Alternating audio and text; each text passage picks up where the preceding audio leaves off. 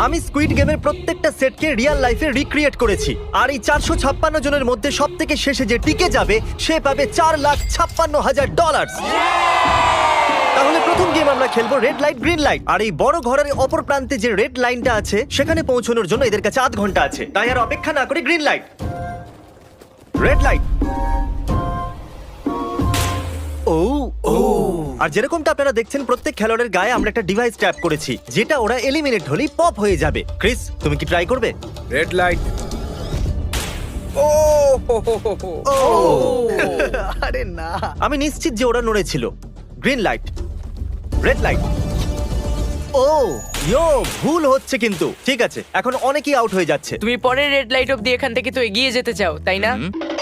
তুমি পারবে। তাহলে এখনো পর্যন্ত 30 জন আউট হয়েছে। এখন নড়লেও আউট হয়ে যাবে। গ্রিন লাইট বলা পর্যন্ত এই পজিশনেই থাকতে হবে। আমি যত খুশি সময় নিতে পারি, কারণ এখনো পর্যন্ত 23 মিনিট বাকি আছে। আমাদের